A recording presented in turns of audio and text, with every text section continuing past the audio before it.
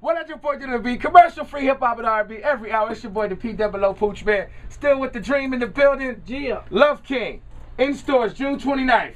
Trying to hold it down. Now who's on this album with your dream? We got Tip. I got a little Ludacris on here. I got a little Jeezy on here, and those guys have helped me get this album ready to go.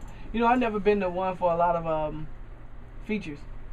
Everybody's asking me about features on this album, and it's like, well, you got the first two albums, and you know I don't do that many features. I think it's 2 on each of the first 2 albums, so I try to keep it. I try to musically get really, really in depth, and try to keep it to a place where the people that appreciate it like me to stay. So you don't like sharing that money. That's what it is. Now, who was some of the inspirations coming up with you, man? Who inspired you? Inspired me. Back to your sharing money. I ain't done nothing but share money. I got hits on everybody. I'm probably the only person that's made more money with everybody than anybody else in the game right now. Yeah? That's sharing money. That's sharing money. I'm just saying, you know, with the budgets and everything, you know. Oh, no, I ain't got no Is that why you stayed away from features? Dream don't come with budgets. I stay away from features because sometimes when you add the person in on a song, they don't talk about what the song is about. Right. So they're not able to really get into... If you make a record about, I have one record called February Love, the chances of me getting somebody on that record to rap or to sing about February Love is going to be less, because it ends up being one of those things where they talk about shoes and cars, and that may not be the lane that I'm going down, and it's hard for me, and I don't want to be the one that calls anybody saying, hey, could you rap about this? So I'd rather not even come to that thing, you know, because they have an integrity of what they want to talk about, and so do I. So yeah. Now, who are some of your inspirations? Who inspires you? Sam Cooke, Otis Redding, Michael, of course, Prince, of course, DNA's in my music, R. Kelly, Pop, Biggie.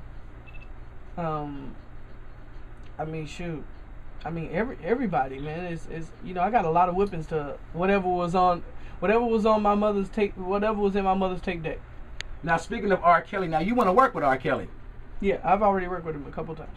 But you want to like make things, you know, a new song with him. I was reading on Essence. Oh yeah. We were trying to get together to try to do his next album, and you know, hopefully, you know, I get a chance to do that. That would be pretty crazy.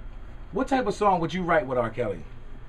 Oh man, I mean, he's already evident in the type of songs that he has. I think it would just be more so, I don't know what we would come up with together. It would be, you know, I mean, everything I do is kind of him, you know, so it wouldn't really be that hard, but it would be crazy to hear all of my influence, you know, as a part of him, as you hear his influence in me.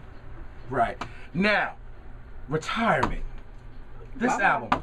Why are you going to retire after this album? Too many politics, man. Too much politics. Ain't no politics in songwriting. Right.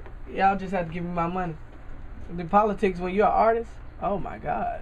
Everybody has to like this person, and this person is in cahoots with this person. This person has to like this person, and then they play your record or they don't play your record.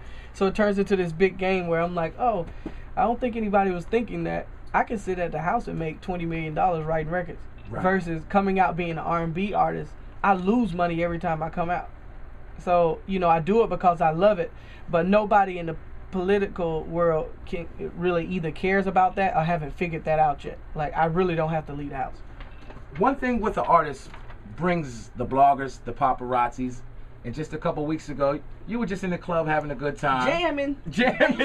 Pictures were can't even jam. Pictures were taken with you and a young lady, and then all of a sudden the bloggers were saying your marriage is. What if that was my sister? Like, I was just thinking, like, oh, I know that, you know, I know that person through a friend of mine, and we were all, you know, hanging out, like, literally. Like, if you really want to get away with something, you got $40 million you can get away with. Right. So you wouldn't be in the club in Atlanta like, hey, everybody take a picture. But then again, nobody thinks about that part.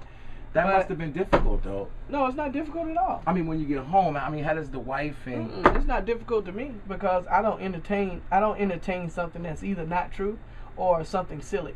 So right. It doesn't affect me at all. I can watch somebody be affected by something and give them about 24 to 48 hours to feel themselves out and say, right. Well, really? And this is back to what I was just telling you. You want to do something in your marriage where 20 years from now, you're gonna look back and say that was stupid. Why did we waste that much emotional time? So I try not to waste emotional time with craziness. So you didn't have to go home with a makeup bag? No. No. I ain't do that. You ain't do that. You just taking pictures with fans in the club, right? Man, I'm just doing my thing. Exactly. I'm the dream, baby. He the dream, baby. Here's his new joint, makeup bag, man. It's 100.3 The Beat. Let's go.